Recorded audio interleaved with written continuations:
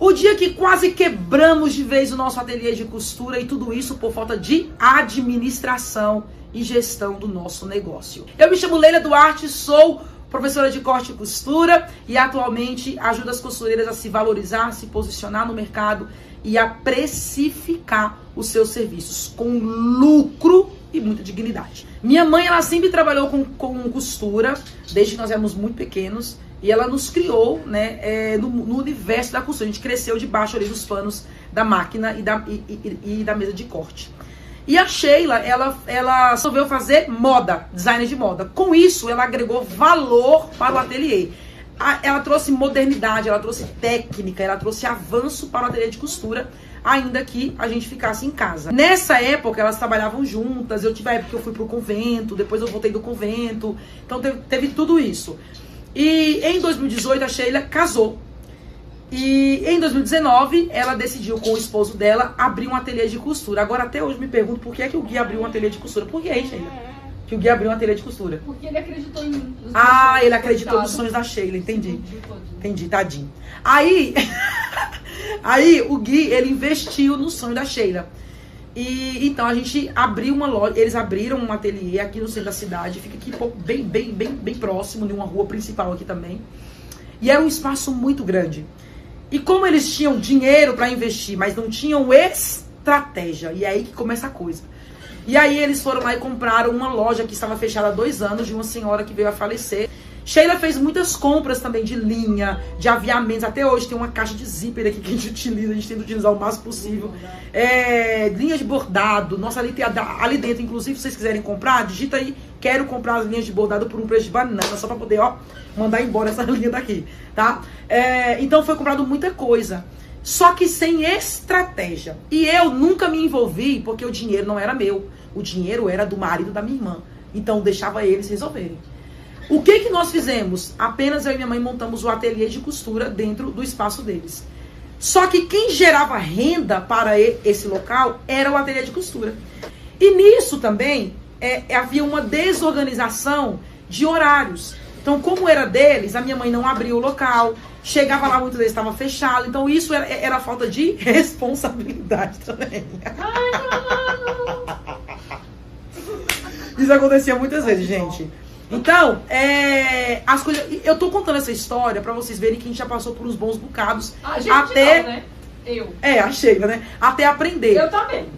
Que a gente tava junto. Então, assim, até aprender. Nessa época eu acabei brigando com meu cunhado também por causa do emblema, da logo, que eu fui arrumar confusão em uma loja. Agora que você queimou. Eu também vou queimar o teu, sua bicha velha. Deixa eu te contar. A Leila sempre foi meio barraqueira. Foi a mais barraqueira. Deixa eu ver se tá parecendo ela. Até hoje eu sou. Até hoje ela é mais barraqueira. Tá aparecendo. Aí, escuta só. A gente tinha um uniforme, né? Nós bordamos o nome da Bela Costura aqui. E a gente, como a gente era loja de aviamento também, o que aconteceu? A gente não tinha um produto de um cliente. Aí era espuma pra encher a almofada. Pra encher a almofada. Aí a Leila foi no nosso concorrente, porque foi lá comprar essa espuma lá. O que aconteceu? Eles cobraram o valor, só que não veio o quilo certo. Eu pesei na minha balança, tava tudo errado. Eles me venderam algo e não era aquilo. Só que a Leila, gente, naquela época ela era assim, sem noção. Ela era fora da casinha. Não, sem noção. Ela assim, já saiu não tinha quente. Filtro, não tinha filtro. Ela saiu quente do ateliê querendo brigar com a mulher da Marinho usando o uniforme da Bela Costura. Foi. Aí eu falei assim, Leila, tira o uniforme, Leila. Aí eu tá chovendo, sua janela tá aberta? Tá. Aí o que aconteceu? Meu marido ficou bravo com ela. Gente, foi um quebra-pau que assim... E ela grávida do José Guilherme. E eu grávida do José Guilherme, sabe? Então assim, são coisas que... Eu fiquei brava porque ele me trancou dentro do ateliê, eu não podia nem sair. Não, ele queria que ela tirasse a camiseta e ela não queria tirar pra poder brigar. Quer brigar? Vai brigar, mas sem levar o nosso nome, não é mesmo? Mas eu ia tirar e colocar o quê? Se não tinha roupa nenhuma ali, eu ia pelada. Entendeu? Se eu não fosse brigar. Aí, gente, detalhe, tudo isso aconteceu. E aí foi nessa época que nós saímos de dentro do espaço, que era um espaço bem grandão, e fomos para o lado de fora. Aí montamos o ateliê na garagem desse local. E aí as coisas foram fluindo. E graças ao ateliê, a nossa demanda, porque naquela época eu me inscrevi também no Jet Ninja. E aí vinha muito serviço do Jet Ninja, que é um aplicativo muito bom para quem está iniciando também.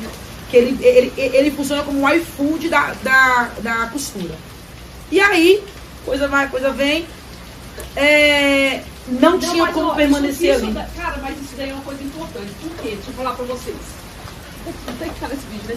A Leila, ela sempre deu certo para trabalhar em qualquer lugar. Ela foi pra garagem, gente. Ela só tinha uma reta. Em casa, né? Em casa. Eu fui expulsa da dele. A Leila foi expulsa sem saber costurar. Sem saber costurar na época. Foi expulsa pelo meu marido. Ela levou uma maquininha, pobrezinha. Eu fiquei com o meu coração partido. Uma máquina reta e overlock eu levei. E um overlock. Porque eu tinha acabado de comprar um overlock. Eu levei da minha mãe. E ela foi, gente, pois a bicha não ganhou dinheiro. Ganhei, igual parece Ló e o... Igual água. Igual água. Em vez de igual água. Nunca ganhei tanto dinheiro na minha vida. E eu não sabia costurar. Eu não sabia. O que eu sabia fazer? Alguns ajustes que minha mãe estava me ajudando na época ainda. Porque eu fazia mesmo, era capa de almofadas. Era isso que eu fazia. Isso, eu pegava o serviço, porque o serviço precisava aparecer. O povo vinha. Aí eu falei, eita, aí eu coloquei o nome de Duarte Confecção. Aí, gente, arrasei no norte. Aí, beleza, você ganhar dinheiro. Aí, um belo dia, minha mãe falou assim, acho que vou voltar pra casa. Falei, mas por quê? Foi por causa da pandemia. Não, aqui ainda, naquele espaço do BR, que foi ali que começou. Voltar pra casa. Eu falei, mas por quê, mãe? Ah, porque não tá dando certo lá, que não sei o quê, vai ter que fechar. O aluguel lá era muito caro e minha mãe sozinha não tava conseguindo fazer. Porque eu saí do ateliê. Gente, querendo ou não, quando uma pessoa sai do ateliê, a demanda, você não dá conta. Você que trabalha só, você dá conta dessa demanda? Aqui a gente só dá conta da demanda que tem porque somos em 3. A Sheila, querendo ou não, ela ajuda muito, muito mesmo. Então, aí eu falei assim, vou ter que vir pra casa, quem tá dando conta. Aí, fecharam o ateliê e alugaram um espaço menor. Um espaço menor. Nisso, eu estava me preparando para ir para o convento. Não foi essa época? Foi. Nessa época do convento. Fui para o convento. Ainda trabalhei com eles algum período ali, em cima na Maria das Dores, um lugar aconchegante. Ali, estava dando muito certo, porque aí o foco era tecido, de cara, tinha uns montes de tecidos. E a costura que dava muito certo, ali dava muito certo. E aí as coisas iam acontecendo. Só não deu certo também por falta de administração. Porque minha mãe, ela bateu o pé. Ela falou, o ateliê não é meu, eu trabalho pra eles e eu não vou abrir o ateliê. Minha mãe, gente, quando sabe ser ruim, ela sabe, viu? Olha a unha. E aí, o que acontecia? Os bonitinhos ficavam dormindo até 10, 11 horas da manhã. Minha mãe chegava no ateliê 8h30, 9 horas e o ateliê fechado. Cliente ia lá no ateliê 9 horas da manhã, que era o horário de abertura, o ateliê tava o quê? Fechado. Que fracasso. Isso foi um fracasso. Então seja responsável, pontual. E aí minha mãe falou assim, quer saber de uma coisa? Eu acho que eu vou pra casa. Aí conversa vai, conversa vem, começaram a mudar. Aí eu fui embora pro convento. E aí foi quando veio antes disso, né? Foi embora depois da pandemia. Foi depois, Aí veio a pandemia. Com isso foi obrigatório fechar tudo. Aí o que aconteceu? Lá foi todo mundo pro meu café. Chegaram tomando conta da minha garagem, da minha casa. Tomaram de conta do meu ateliê.